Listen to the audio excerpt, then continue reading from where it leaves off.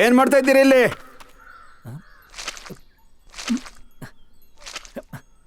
ಇದೇನ್ ತಮಾಷೆ? ತುಂಬಾ ಶ್ರಮ ಪಟ್ಟು ಬೇಸಾಯ ಮಾಡಿದ್ದೀನಿ, ನೀವು ಅದನ್ನು ಹಾಳು ಮಾಡ್ತಾ ಇದ್ದೀರಾ.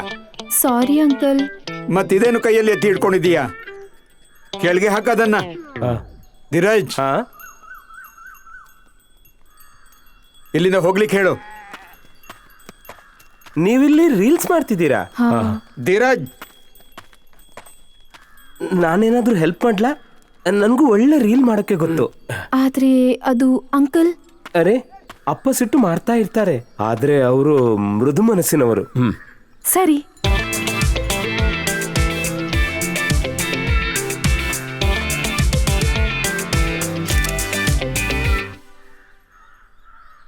ಬಾಯ್ ಧೀರಜ್. ಬಾಯ್.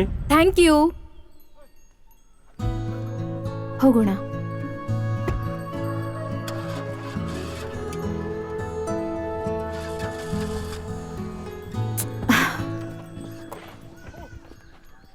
ಏನಾಯ್ತು ಗೊತ್ತಿಲ್ಲ, ನೋಡ್ತೇನೆ. ಬಹುಶಃ ಮೆಕ್ಯಾನಿಕ್ ಅನ್ನು ಕರೆಸಬೇಕಾದಿತ್ತು. ನನ್ಗನಿಸುತ್ತೆ ಈ ಹೊತ್ತಲ್ಲಿ ಮೆಕ್ಯಾನಿಕ್ ಯಾರು ಸಿಗ್ಲಿಕ್ಕಿಲ್ಲ. ನಿಮ್ ಗಾಡಿ ನಾಳೆ ಬೆಳಿಗ್ಗೆ ರಿಪೇರಿ ಆದಿತ್ತು. ಅಯ್ಯೋ, ಏನ್ ಮಾಡಿ? ಧೀರಜ್, ಏನಾಯ್ತು? ಇವರ ಗಾಡಿ ಬಂದ್ಬಿತ್ತಪ್ಪ.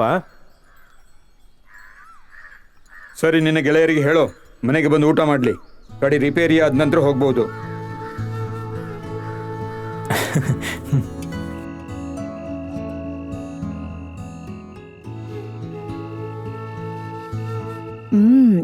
So good. ವಾವ್, ತುಂಬಾ ರುಚಿ ಇದೆ. ನೀವು ಮಾಡೋ ಊಟ ಹೊಲದಿಂದ ಬರ್ತಿದೆ ಮಗ. ರುಚಿ ಇರ್ಲೇಬೇಕಲ್ವಾ? ಆಂಟಿ, ನಮಗೂ ಕೂಡ ನಗರದಲ್ಲಿ ಇಂತಹ ಫ್ರೆಶ್ ರುಚಿಕರ ಊಟ ಸಿಕ್ತಿದ್ರೆ. ಹೀಗೇನೆ ನಡೀತಾ ಇದ್ರೆ ನಗರದಲ್ಲಿ ತಿನ್ನೋಕೆ ಸಿಗುತ್ತೋ ಇಲ್ವೋ ಹೇಳೋಕ್ಕಾಗೋದಿಲ್ಲ. ದೊಡ್ಡ ಮಗ ದುಡಿಯೋದಕ್ಕೆ ನಗರಕ್ಕೆ ಹೋದ, ಈ ಸಣ್ಣವ ಹೇಳಿ ಇಡೀ ದಿನ ಮೊಬೈಲಲ್ಲಿ ಬಿದ್ದಿರ್ತಾನೆ. ಸುಮ್ಮನಿರಿ ಸಾಕು. ಮತ್ತೆ ಇವನು ಬೇಸಾಯ ಮಾಡೋದು ಕಲಿಯದಿದ್ದರೆ ಮುಂದಿನ ಪೀಳಿಗೆ ತಿನ್ನೋದಾದ್ರೆ ಏನು? ಇಂಟರ್ನೆಟ್ಸ್ ಮತ್ತು ಲೈಕರ್ಸ್. ಆದ್ರೆ ಅಂಕಲ್, ಈಗೀಗ ನಗರದಲ್ಲೂ ತುಂಬಾ ಜನರು ಬೇಸಾಯದಲ್ಲಿ ಇಂಟ್ರೆಸ್ಟೆಡ್ ಇದ್ದಾರೆ. ಅವರು ವಿಡಿಯೋ ನೋಡಿ ನೋಡಿ ಕಲಿತಿದ್ದಾರೆ. ನೀವ್ಯಾಕೆ ಇವನಿಗೂ ಕಲಿಸಬಾರ್ದು? ಅಂದ್ರೆ ಅಪ್ಪ, ನೀವು ಎಲ್ರಿಗೂ ಬೇಸಾಯ ಕಲಿಸಲೇಬೇಕು. ಮೊದಲು ನೀನು ಕಲಿ, ಮತ್ತೆ ನಗರದಿಂದ ಇಲ್ಲಿಗೆ ಯಾರು ಬರ್ತಾರೆ?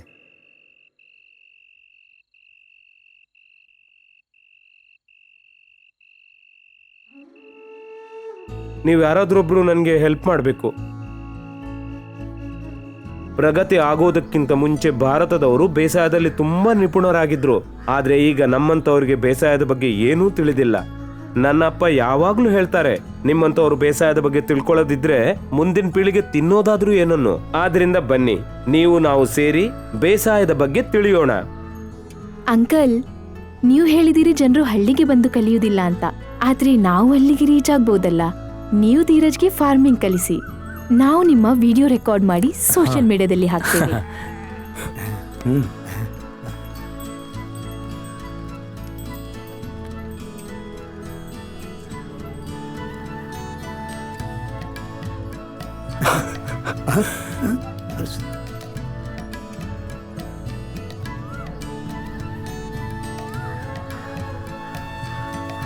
ಅಪ್ಪ, ಎಲ್ಲಿ ಹೋಗ್ತಿದ್ದೀರಿ? ಹೊಲದಲ್ಲಿ ಕೆಲಸ ಮಾಡ್ಲು, ಮತ್ತೆ ದಿನ ಇಡೀ ನಿನ್ನಂತೆ ಮೊಬೈಲ್ ನೋಡುವ ಹಾಗಿಲ್ಲ ನಾನು. ಅರೆ ಅಪ್ಪ, ನಾನ್ ನಿನ್ನೆನೆ ಹೊಲಕ್ಕೆ ಸಾಫ್ ಹಾಕಿದ್ದೇನೆ. ಬನ್ನಿ ನೋಡಿ ಫಸಲು ಹೇಗೆ ಖುಷಿಯಾಗಿದೆ ಅಂತ. ಹ್ಮ್ ಹ್ಮ್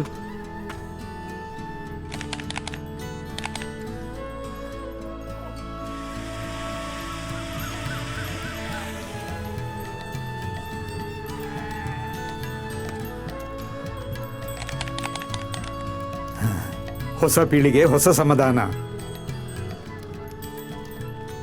ಸಾಫ್ ಪ್ರತಿ ಪೀಳಿಗೆಯ ಅಪ್ಪಟ ವಿಶ್ವಾಸ ಮತ್ತು ಶುದ್ಧತೆಯ ಪ್ರತೀಕ.